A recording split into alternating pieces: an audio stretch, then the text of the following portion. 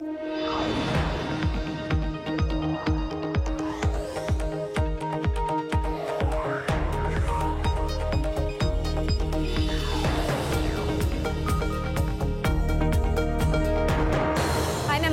this is Bloomberg Technology. Coming up, the growing social media alliance to fight fake news. The latest on the investigation into Russian interference in America's electoral process a day after Twitter visited the Capitol. Plus, Hotel Tonight opens up its booking window to a much wider audience and raises nearly $40 million in its latest funding round. CEO and co-founder Sam Shank checks in to discuss the new strategy and intensifying competition in online hospitality. And Elon Musk upgrades his commercial space dream with a new mission for rockets here on Earth. How realistic is Shanghai to New York in half an hour? We'll discuss. But first, we begin with breaking news out of Washington. Tom Price has resigned as the Health and Human Services Secretary after taking private and military jets at taxpayer expense. Alex Wayne, Bloomberg's White House editor, joins me now. Alex, this, of course, happening just in the last 20 minutes or so. You know, the latest White House scandal. What do you make of it? Well, it's more turnover in the Trump administration after a summer that saw a series of departures from the White House itself. We're now losing our first cabinet official, Tom Price, the health secretary. So, you know, there are other individuals who have come up who are part of the administration who may have taken flights that are questionable. Are we expecting any more of this? Trump hasn't singled out a guy like the Interior Secretary Ryan Zinke and the way that he did Tom Price. You'll remember on Wednesday he told reporters that he was actually thinking of firing Price. Said he was very disappointed in him. He repeated that today before he got on Marine One, his helicopter, to go to Bedminster. And then just about at the same time he landed, the press release came out saying that Tom Price had resigned. I think the decision was probably made before Trump got on the plane, actually. Price has also been in Trump's crosshairs after months of unsuccessful attempts to repeal and replace the Affordable Care Act. How much of that do you think impacted this ultimate turn of events? I think Tom Price didn't have too many friends anywhere in Washington. I don't think anybody in Congress was sticking up for him. The healthcare industry certainly wasn't sticking up for him because they haven't been happy with these Obamacare repeal bills. And he couldn't help get any of those bills over the finish line. This most recent one, Graham Cassidy, Tom Price really hadn't been involved at all in that debate. So I think that was weighing on the president's mind as he made this decision, in addition to the egregious abuse of taxpayer dollars in these private plane flights. All right. Well, Don Wright has been named acting secretary. Of course, this is something we'll continue to follow. Bloomberg's Alex Wayne joining us there from Washington. Alex, thank you, as always. Sticking in Washington, Twitter presented its findings on Russian interference in the 2016 presidential election, both to the House and Senate Intelligence Committees Thursday, and lawmakers aren't pleased. Take a listen to Democratic Senator Mark Warner. And again, begs many more questions than they offered. Their response was, frankly, inadequate on almost every level. In a blog post, Twitter announced it disabled 22 accounts after reviewing information from Facebook showing connections to 450 bogus accounts on the social network. Twitter also revealed an additional 179 related accounts and took action on those that it says violated its rules. Joining me now to discuss this, as well as the latest news in Facebook's fight against fake news and election meddling, Jamil Jaffer, the founder of the National Security Institute at George Mason Law School. Before that, Jamil Jaffer was the former chief counsel and senior advisor to the Senate Foreign Relations Committee. Also with me, Bloomberg's Kevin Whitelaw, who heads Bloomberg's congressional coverage in Washington. Kevin, I want to start with you. All of this unfolded Thursday on Capitol Hill. What's sort of the fallout today in terms of, Twitter's perceived sort of inadequacy in dealing with all of this? Well, I do think, listening to Senator Warner talk last night, he was really upset. And he was upset about sort of not getting a lot of information. But I think what he was really upset about was the sense that Twitter hasn't actually worked all that hard to understand what actually happened on its network during the period of the U.S. election. And it's a complaint he's also had about Facebook, that these companies haven't really done the full amount of work to begin to figure out just what level of manipulation or other things might have occurred. And so, basically the Twitter presentation was mostly derivative of, the work that Facebook did, as well as looking at, sort of what one Russian outlet did in terms of ad spending. So pretty minimal. And so I think that there's going to be a lot of follow-up questions. There's a lot of pressure. We're told that they're eyeing, that Facebook, Twitter, and Google have all been invited for a November 1 hearing in public before the Senate Intelligence Committee. And I think that if they don't have some more detailed answers by then, it could be a pretty uncomfortable hearing for them. Right, there's concern that Facebook didn't act soon enough, and now we see Twitter doing its work mostly off of Facebook's disclosures. Jamil, how significant is this? Well, look, I think it's a big deal. I mean, these are serious folks, Mark Warner at the Senate Intelligence Committee and Adam Schiff at the House Intelligence Committee. And as Kevin points out, they're being invited up for a hearing in early November.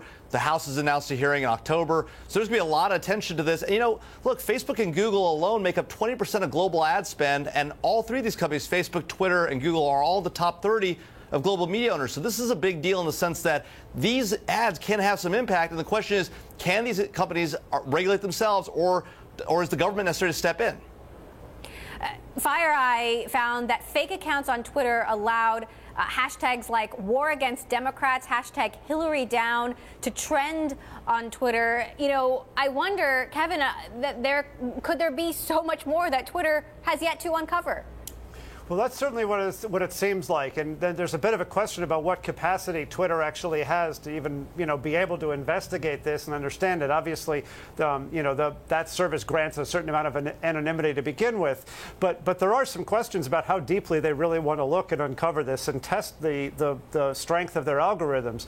I mean, these are communities that are built on being sort of automatic and self-correcting in a sense. But to the degree they're supposed to be able to adapt to things, there's a lot of room to take advantage of them, it certainly seems like. And so then there's the question of whether these companies really want to look too hard to understand how they can be abused in the same way that they can also be used for good.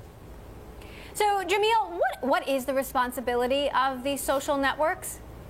Well, look, I think it's important that they try to do the right thing here. I think Kevin is right that, it's hard to know what their capabilities are right now, but they need to figure it out, because if they don't, they're going to face regulation. And the truth is, regulation is bad for the economy. It's bad for technology because it just can't keep up. Expecting laws and regulations to keep up with the speed of technology in the valley is crazy. And so really, it's important that the companies figure it out, work together with the government, and find a rational path forward, because if not, regulation will be coming, and they don't want that. It's bad for technology and bad for innovation here in the United States.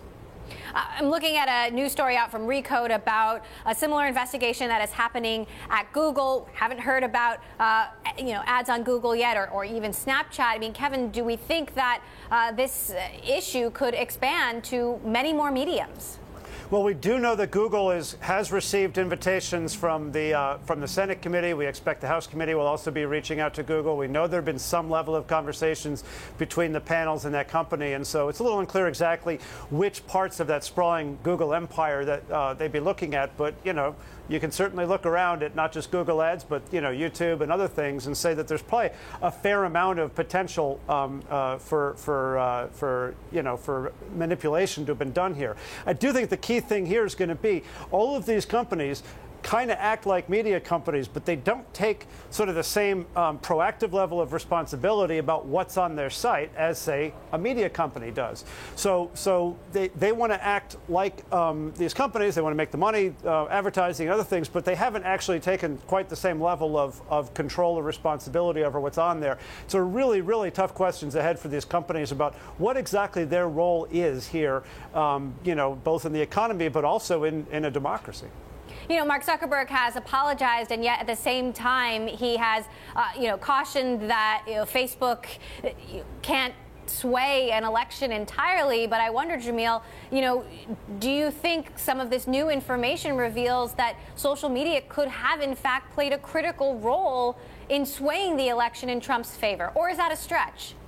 Yeah, I think it's a little bit of a stretch for the following reason. One, I think that what you see going on here, you've talked, at least what we've seen thus far is hundreds of thousands of dollars of spend and thousands of accounts. We're talking about millions of accounts on these services. We're talking about billions of dollars of ad spend. So it's a drop in the bucket compared to the overall larger scheme. But I do think this is an area of some danger for these companies. And I think that they're you see Facebook trying to do the right thing and trying to correct the situation. But, clearly the Senate Intelligence Committee doesn't think that Twitter's done enough, and they need to get up to speed. And really, I think what these companies need to do is be more proactive proactive. You know, post-Snowden, there's been a real sort of separation between D.C. and the Valley, and a lot of people are trying to bring these folks back together. It's important they do that because if the companies and government can't work together effectively, whether it's on this or on encryption or law enforcement surveillance or the like, we're going to see a real problem, and we're going to see Congress, you know, getting involved. And I don't think it's good for the economy or innovation in our economy. All right, Jamil Jaffer, George Mason University, Bloomberg's Kevin Whitelaw, thank you both for joining us. Obviously something we are going to continue to follow. Well, SoftBank is branching out from its roots, the Japanese firm eyeing further acquisitions in the financial sector in order to potentially create a $300 billion asset management arm that would also house its $93 billion vision fund for tech investments. That's according to people familiar with the matter. In February, the firm acquired Fortress Investment Group for $3.3 billion, and it's considering additional investments in the financial sector. Coming up, Hotel Tonight expands its booking window from last minute to 100 days. CEO Sam Shank joins for an exclusive conversation. This is Bloomberg.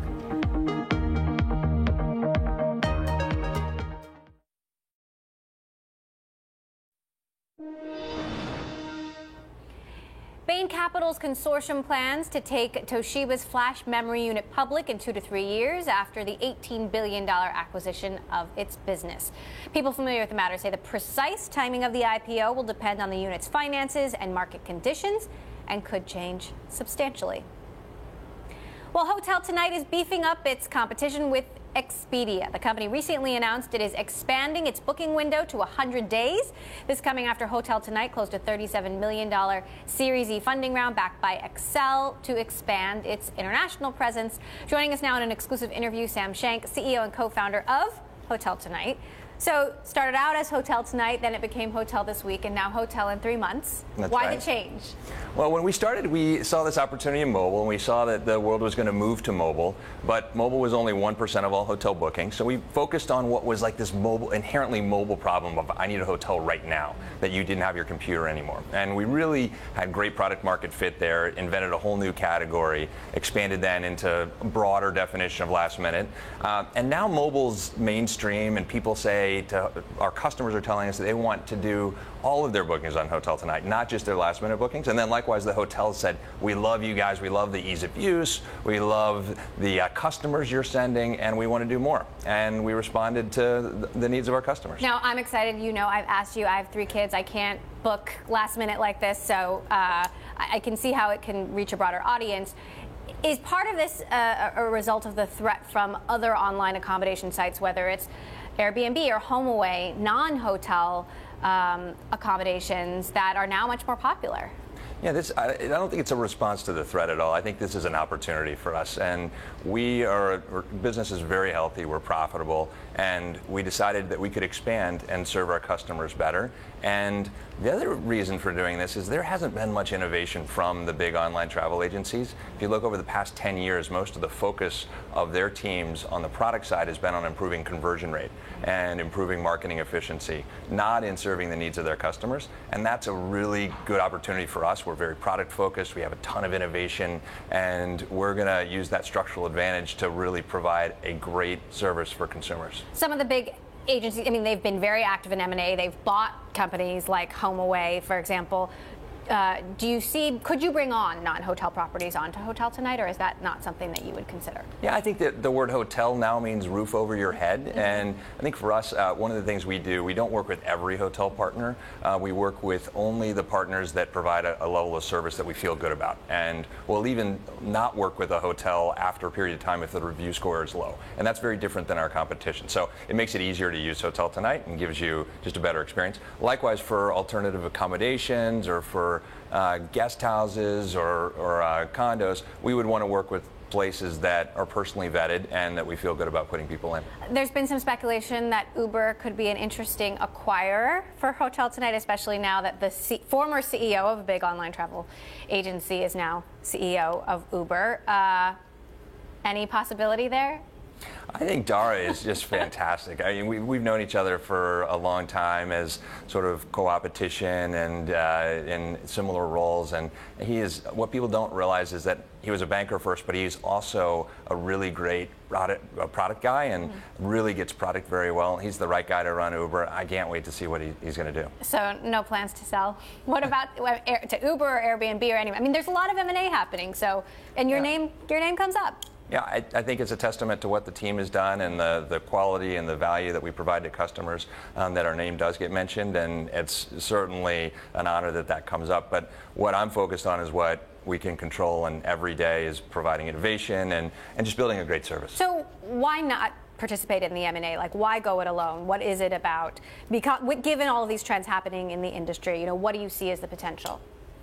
Well, for us, it's about building a great alternative and the mobile-first alternative to the legacy online travel agencies. And we're not an OTA, which is the online travel agencies. We're something different, and we're born on mobile, and we're for the mobile era. And it is a massive, massive market that hasn't had innovation and hasn't had a lot of disruption on the hotel side in a long time. And we're just excited to bring it. What sort of trends are you seeing in travel different from years past? Well, one of the things that's happening is people are really going towards this boutique inventory or independent inventory, which combines, on one hand, what's great about a hotel stay or a traditional chain hotel stay, the consistency and security, but also the uniqueness and the sort of quirkiness and the unique storytelling, if you will, of a homestay or a shared guest room. And so that's where we're concentrating, and I see that all of the big brands are even spending money on building boutique inventory, but what we really like is those great independent hotels that tell a great story. So, staying independent, any progress on the IPO that you have promised? I didn't think I promised it, but I think it certainly is a possibility for us, and it's again it's very flattering that's an opportunity for us and speaks a lot to what the team has done. And again, it's not something that I think about every day. I think about what do we need to grow, and if the company's in the right place and if the market's in the right place, it's something we definitely consider. And you've got a few new launch cities, but you're expecting this 100-day window to be available everywhere ultimately? Yep, absolutely. This is the new normal for Hotel Tonight. All right, hotel in 100 days or less. That's right. Sam Shank, CEO of Hotel Tonight, thank you so much for stopping by. All right, coming up, it is another blow for Bitcoin after South Korea cracks down on the cryptocurrency. We'll hear from former U.S. Treasury Secretary Jack Lew, who weighs in on the Bitcoin debate. This is Bloomberg.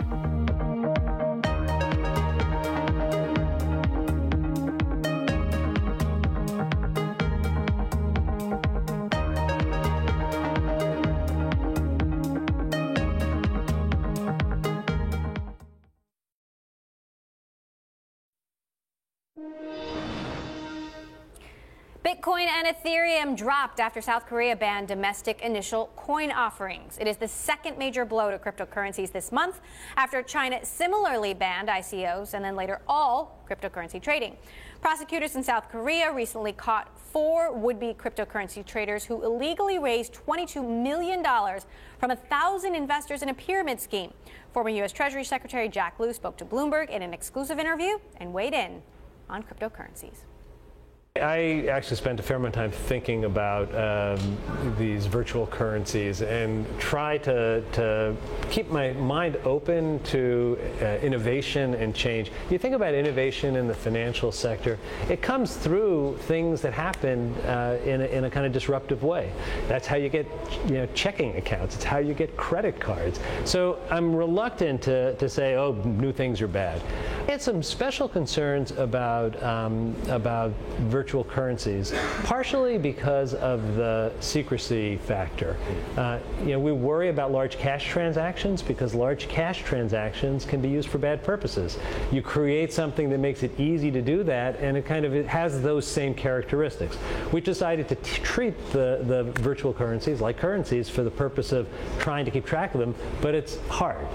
I also worried about it being used as a means of storing value because when I made comparisons to tulip prices, I was urged not to do so publicly as Treasury Secretary, but it did cross my mind to say that at the time. I mean, I personally wouldn't store my kind of savings in something that unpredictable, and I don't know how many unsophisticated investors are doing that.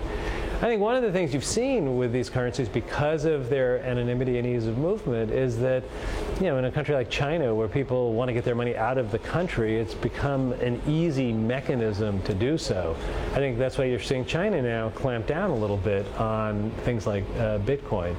I mean, I kind of end on this where I started, which is, you know, the technology behind Bitcoin, you know, blockchain, is now being appropriated by the mainstream financial sector to cause the kind of improvements in processing and improvements in safety that are going to be really good. That's not the same as, you know, should you store your wealth in Bitcoin. You know, I think you have to separate out the technology question from the application. That was former U.S. Treasury Secretary Jack Lew.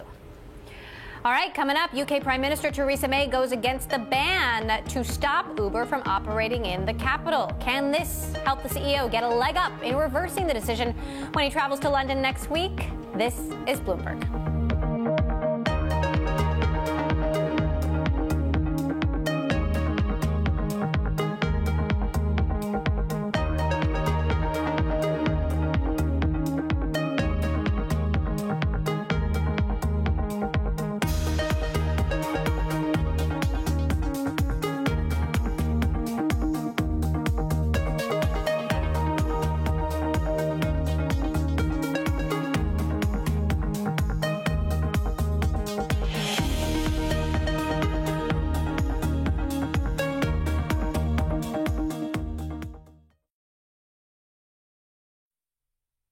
I'm Mark Crumpton in New York. You're watching Bloomberg Technology. Let's begin with a check of First Word News. U.S. Health and Human Services Secretary Tom Price has resigned. A White House statement says President Trump accepted Secretary Price's resignation Friday. Price's travel itinerary came under scrutiny after it emerged he frequently used military and charter planes. The tab is reportedly in excess of $1 million. Meanwhile, President Trump told reporters earlier Friday that the Obama administration, quote, spent a lot of time in the air. But President Obama's Treasury Secretary Jack Lew disputed that during an interview with Bloomberg Television. Government planes are provided when the mission requires it, and I use them for international travel and domestic travel that was attended. I'd often, on my way, give a speech, on my way to Asia, give a speech on the West Coast, or stop somewhere on the East Coast on the way back. But I never used military aircraft for domestic travel. And there is word President Trump intends to designate Deputy Assistant Health Secretary Don J. Wright to replace Price. In a statement today, Price called it an honor and privilege to serve. The deadline is approaching for young immigrants who want to renew their paperwork under an Obama-era program that shields them from deportation. President Trump is phasing out the Deferred Action for Childhood Arrivals program, DACA, and asking Congress to come up with a replacement. People in the program whose permits expire between now and March have until Thursday to get renewals. The president's open to negotiating the deduction individuals take for state and local taxes. His top economic advisor, Gary Cohn, spoke to Bloomberg. Our plan at this point does not allow for deductions of state and local taxes. We are willing to work with the tax writers on the other dials that we have in the system. The deduction is used in high-tax states like New York, New Jersey, and California. Eliminating it would raise an estimated $1.3 trillion that could be used to offset the plan's proposed tax cuts. A 12th patient from a Florida nursing home that lost its air conditioning in the aftermath of Hurricane Irma has died. The Broward County Medical Examiner's Office has confirmed the death of a 57-year-old patient. A criminal investigation is underway following the deaths of patients at the Rehabilitation Center at Hollywood Hills.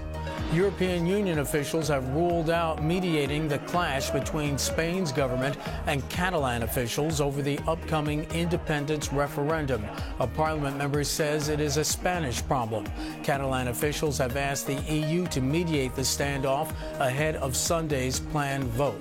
Global News 24 hours a day. I'm Mark Crumpton in New York.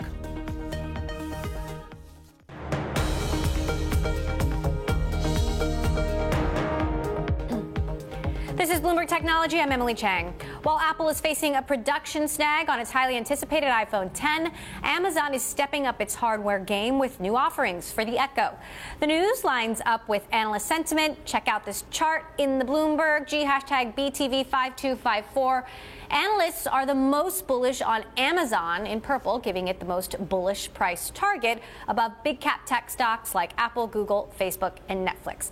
I caught up with Bloomberg Tech reporters Mark Gurman and Eric Newcomer and talked about Amazon and Apple's hardware plans, as well as other headlines grabbing our attention this week. I was at Amazon's headquarters for the first time, one of their big office buildings in Seattle, and they announced so many new devices in the Echo family, Alexa products. The star of the show was this product called the Echo Spot. I actually want one myself. It's these $130 little speakers. It's about the size of this top of the cup. It's like the size, a little bit bigger than an Apple Watch, and it gives you the weather, it's an alarm clock, the time. You can make phone calls on it. You can make video chat calls. It's awesome, and I'm a little surprised that Amazon was the first of this because this seems like it's going to be a hit there. And how does this stand out from the Echo and other home speakers in general? Right, so this one is meant to be a communications device for your nightstand that also doubles as a voice speaker. You can see a picture of it on the screen right now. And they also have this new Echo Plus model, which is at a discounted price. It's $150 versus $180 of the original. And it has a built-in smart home hub, so you can easily connect with your voice, things like lights and thermostats, garage door locks to your Echo speaker. So let's talk about Apple and the iPhone 10 production issues. What do we know? Right. How is this going to delay phones? Is this going to mean a significant number of people who want that phone on the first day can't get it? Right. This is a no-brainer situation. It's completely obvious, and of course, this is what's happening. Anytime Apple announces a product and there's a big space of time in between the announcement and the release, that means there's clearly a delay going on. There's clearly issues with production. So this is an obvious thing. There's no way that Apple would have announced a November 3rd date if they weren't confident they could at least get some units in store and out to customers who pre-ordered on that day. But do you think that a significant number of people who want it won't be getting it that day? Like, will the supply constraints be more pronounced than in previous years? Oh, absolutely. The second this thing goes on sale, like if you don't order this by 12:02 a.m. Pacific time on pre-order night, you're not getting it on November 3rd. This is something that usually happens with major new iPhone releases. The stores used to crash immediately at launch. It hasn't happened in the last few years. They really upped their game on the server side, but I think we're going to see a lot of people trying to order this thing at the same time. All right, Eric, now to Uber. Yes. Obviously, we know the Transport for London has revoked Uber's license in London, and now the Prime Minister, Theresa May, has actually stood up for Uber, saying that the ban is actually disproportionate. Tell us what happened. Right. So first of all, Uber is still operating in London as this whole thing's being appealed and reviewed. You know, Sadiq Khan is Labour Party, Labour Party sort of player, and then we have Theresa May, you know, the Conservative Party. So we've got a little bit of a political tension with Uber sort of in the middle of it.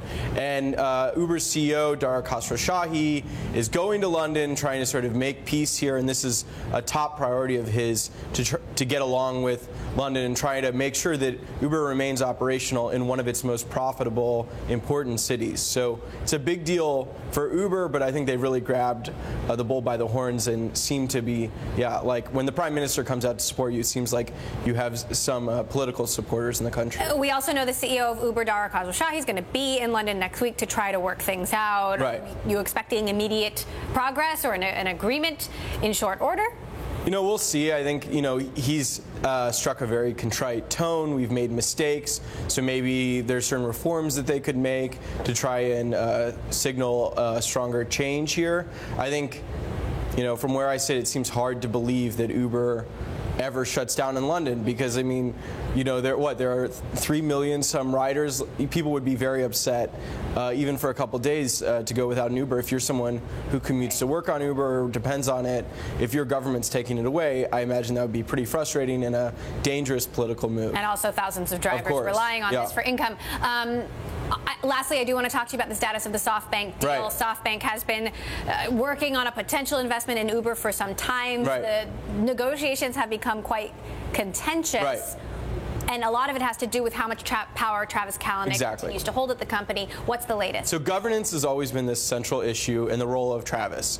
So basically what's happened is Benchmark and its other early investors have been demanding from SoftBank some sort of assurance that Travis can't come back as CEO, can't be the chairman of the board, or even a chair of the subcommittee.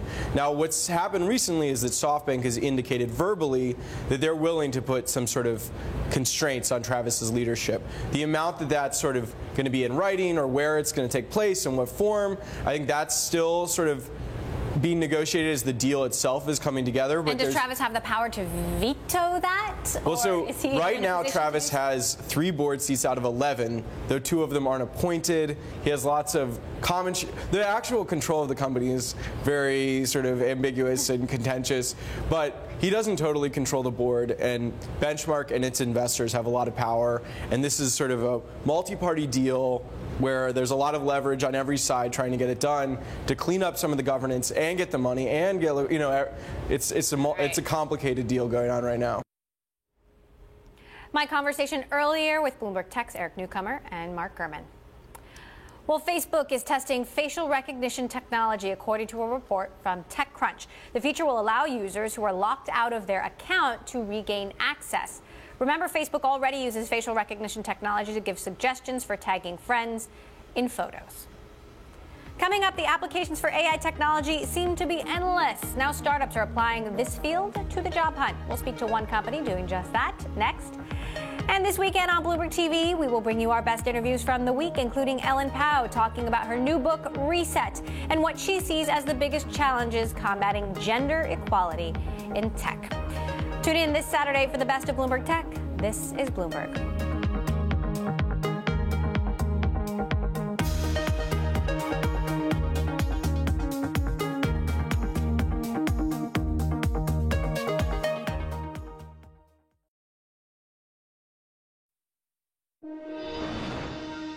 The Equifax board has formed a committee to review the stock sales that executives made just days after the company was hacked in July. This according to a letter submitted to the U.S. House Energy Commerce Committee by the company's outside lawyers. The 3 executives unloaded shares worth almost $1.8 million. Equifax has said the managers were unaware of the breach at the time of the sale. Well, the field of artificial intelligence is disrupting an industry worth billions of dollars, connecting employers with job seekers. Antello helps recruiters search social media to find employment candidates with much more specificity than some other companies, perhaps like LinkedIn. For more on how AI is shaking up recruiting, we're joined by John Bishke, CEO of Antello. So how is AI shaking up recruiting? Well, fundamentally, recruiting is a matching challenge. If you're an employer, you're looking for the right person for the role. If you're an individual, you want to have the best job. And if you think about artificial intelligence and machine learning, we're going to be able to do a much better job matching. I mean, think about Amazon finding you your next thing to purchase. Think about Spotify, the next song you should listen to. AI will tell you increasingly what the next job is that you should take. So you have clients from Facebook to GE to Target. Everyone's saying that AI is their big focus. They're integrating AI into their platforms. What makes yours so much better than a LinkedIn? Well, I think for starters, one of the things that we've done since we started the company is we look for data wherever that data might exist. So we've crawled the web, we've indexed information, we've looked for things that people might be doing online that might lead you to believe that they've got a certain skill set. And so we believe that the amount of data on the web is just exploding right now, but you need technology that allows you to process that information and ultimately make it simple, and that's really what we're trying to achieve. Fortune highlighted a report from Deloitte saying that some 75 startups are scrambling for a piece of the $100 billion HR assessment market. How do you stay ahead of the competition? Well, it starts with people. You have to build a great team. We have an incredible team of people that are working on this problem. It's also focus, and so we obsess all day long about how do we help our customers to find the best people. It's ultimately about ROI, and if you invest in a piece of software, you need to know that that software is going to help you make hires. So we're obsessively focused on that. I think that's key to success. I interviewed Satya Nadella, the CEO of Microsoft, recently. We spoke about AI. There's a big debate going on right now about the dangers of AI. For example, Elon Musk, saying we should be concerned about robots taking over the world. Mark Zuckerberg saying that's irresponsible, it's fear-mongering. Take a listen to what Nadella had to say to me. With any new technology, there is a lot of good that comes with it, and we should first grab hold of it and then be clear-eyed about any unintended consequences. I followed up that with the question, so robots could take over the world, but hopefully not. He said, yes, it's up to us to make sure they don't. I mean, what do you think about the real danger? I think one of the things, I mean, there clearly are dystopian scenarios. I mean, we've all seen The Terminator. We know this could end poorly. If there's anything that's going to happen, it's going to be a ways off in terms of overall impact on society. But what we see right now is AI is helping people today. And if you think about all the improvements in our lives that are happening behind the scenes, whether it's Alexa or Siri or Uber or Lyft getting to you more quickly, I mean, these are all powered by AI. So I think there's definitely things to be concerned about way off into the future. But in the present moment, AI is helping people live better lives. You guys have some interesting visibility into trends in the tech industry, what kind of companies are doing well, what kind of companies are seeing attrition. Where are you seeing employees gravitating towards, and where are you seeing them flee? Yeah, well, it tracks roughly to some of the venture cycles. So 3 or 4 years ago, online commerce was a huge cycle where venture investors were investing lots of money. Now you've seen that fall out of favor. There are clearly great online commerce companies. On demand, I mean, Uber and Lyft are doing incredibly well. Some of the other on-demand companies. Really? Even in the midst of the cultural issue, the big investigation at Uber? They're still some of the fastest growing companies in the history of the world. Really? So, maybe the luster has come off, but at the same time, I mean, you see these companies posting numbers that are mind-boggling. And many people are trying to get in with those companies because they recognize that these companies could be much bigger than they are today. So what we tend to track is what are the companies out there that are doing the most hiring, and then who are the people that are in the most demand at those companies, and then how do we provide a bridge between those two worlds? So who are the people in the most demand? What skills are people looking for? Again, we'll come back to this topic of AI, but if you have AI skills today, data science, machine learning, that's key, right, to success. Engineers, designers, any technology skills, but also people who are in industries where those industries are becoming more technical. So for example, in marketing is becoming more of a technical skill set. And so if you have technical marketing skills, you're in more demand than you've ever been. It's been, a couple of years now since Microsoft bought LinkedIn, a year or so. Has anything changed when it comes to the competitive landscape with LinkedIn under the Microsoft umbrella? Yeah, I mean, we try to focus mostly on what we do, but obviously, from our perspective, a lot of the customers, there's just uncertainty in the market. Whenever you have acquisitions and consolidation, everyone's wondering what's next. And LinkedIn has been bought in our space, Monster has been bought, CareerBuilder's been bought. There's a lot of companies out there that are no longer standalone entities. And when that happens, it does create a lot of confusion, and then people start looking around at what are the other companies I should be working with. So what's Entelo's plan? Well, we're going to keep growing. We're going to keep helping our customers out. We're going to launch a new product on Monday in this whole world of AI and recruiting, and we're excited about it. I think this industry is going through a lot of change right now. It's fun to be at the forefront of that change. All right, John Bischke, CEO of Entelo. Great to have you back here on the show, John. Great to be back. All right, coming up, Elon Musk's next big idea. This time, he wants to make traveling across the world something you could do while watching just one episode of Game of Thrones. Next, this is Bloomberg.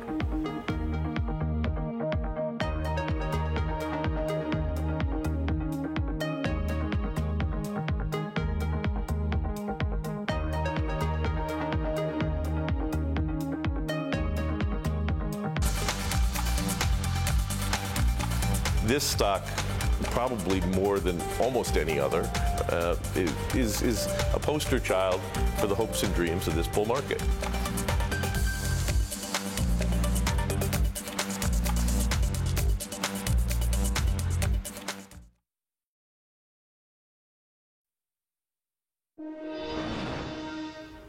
Well, after announcing it is creating a second U.S.-based headquarters, Amazon is now looking overseas for even more office space. The e-commerce giant is searching for office space in Dublin, Ireland, that could hold as many as 800 employees, according to people familiar with the matter. The space could be as large as 80,000 square feet. Last year, Amazon said it would bring another 500 jobs to Ireland, adding to more than its 1,400 people in Dublin. Well, billionaire entrepreneur Elon Musk has a new vision. He wants to get you anywhere on Earth in just under 1 hour. Take a listen. The great thing about going to space is there's no friction. So once you're out of the atmosphere, you will go, it will be smooth as silk, no turbulence, nothing. There's no weather, there's no atmosphere. And you can get to most long-distance places, like I said, in less than half an hour. And if we're building this thing to go to the moon and Mars, then why not go to other places on Earth as well? The SpaceX founder told a crowd in Australia that he's planning to build a new rocket ship called BFR that could theoretically take you from New York to Shanghai in about 30 minutes. Sounds expensive, right? Well, not according to Musk, who told his followers on Instagram that, quote, cost per seat should be about the same as a full-fare economy flight in an aircraft. Forgot to mention that. Joining me now to discuss, Dana Hull, who covers SpaceX and Tesla for Bloomberg. So he's talked about flights to Mars before. What makes this different? So this was sort of Mars version 2.0. He gave his first big Mars speech a year ago at the same kind of gathering of space folks in Guadalajara. This was his second speech. And what's different is that he's sort of shelved the plans to create the Red Dragon, which was supposed to go to Mars next year. Now they're building a newer rocket that can do everything. It can go to the moon, it can go to Mars, it can also take you from New York to Shanghai in half an hour. So basically SpaceX is putting all of its R&D efforts into developing this new rocket. So this is his first sort of shot at the commercial airline industry, right? Yeah, and I don't think anybody saw that coming. I mean, we were expecting to hear, more about the timeline and how they're going to fund it. Basically, he's going to fund it by flying you across the world faster than jet travel. And according to him, it will be like a smooth as silk experience because you're actually going to go up out of the Earth's atmosphere and then come back. So this is not just for travel between planets, it's between cities. Yes. So, how realistic is this? We have to ask. Well, I think what's really interesting about Elon is that plenty of people will say, this is ridiculous. This is never going to happen. Why are you giving ink to this crazy guy? At the same time, people said the same thing about creating a rocket that was reusable, and SpaceX has done that. So he often misses his own very ambitious timelines, but he also ultimately usually does what he sets out to do. It might not be quite as fast as he wants, but he can ultimately do it. So I think people are excited about the possibility. So let's talk about the timeline. What is it? And what is the realistic timeline, let's say? So he is saying that the thing about getting to Mars is that it's very far away from Earth, and you have to kind of go there when Earth and Mars are close together in terms of orbit. So the earliest that we could send an exploratory mission to Mars is 2022. The earliest that we could send people to Mars is 2024. Presumably this Earth thing will happen earlier than that, but he wasn't clear on that timing. Now, we've been talking a lot about VC-backed space ventures, and of course there are other companies like Blue Origin, Virgin Galactic. Are any of them trying to do something similar? Not that we've heard of. I mean, the competition has really been in the launch space, basically competing for contracts to launch commercial satellites. This is the first that we've heard SpaceX talking about flying human passengers here on Earth. So how does this fit into Elon's overall vision of the future of transportation, whether it's rockets or Hyperloop or electric and self-driving cars? Yeah, I think it's really interesting how they all fit together. My sense is that if you live in the United States, or if you live anywhere and you're trying to get from city to city, like New York to Washington, D.C., you would use the Hyperloop. But if you want to get from New York to Shanghai, or if you're hopping continents, then you might need to take this rocket ship instead. And what's interesting is that he spoke in Australia, where many of the people had flown 15 hours to get there. And when he sort of unveiled this at the end of his presentation, apparently he got a rousing applause. So people are interested in being able to get places faster. And what is the latest on Hyperloop? I mean, this is he had said he wasn't going to be involved in it. Now he seems to be more involved in it. The tunneling and all that. Right. What is the actual? Yeah, our colleague Sarah McBride has really done a great job of that. It sounds to me like the Boring Company and Hyperloop and SpaceX are all part of the same grand vision of making transportation easier. How they all fit together, I'm not entirely clear. It sounds like they're talking to cities, but it's very difficult to get all the different permits to actually do this. All right, well, we'll be watching for more tweets from Elon over the weekend. Dana Hull, who covers SpaceX and Tesla for us, thank you so much for that update. That does it for this edition of Bloomberg Technology. This Monday, we will be speaking with Oracle CEO Mark Hurd from the Oracle Open World Conference. And a reminder, we are live streaming on Twitter. Check us out at Bloomberg Tech TV, weekdays 5 p.m. in New York, 2 p.m. in San Francisco. That is all for now. This is Bloomberg.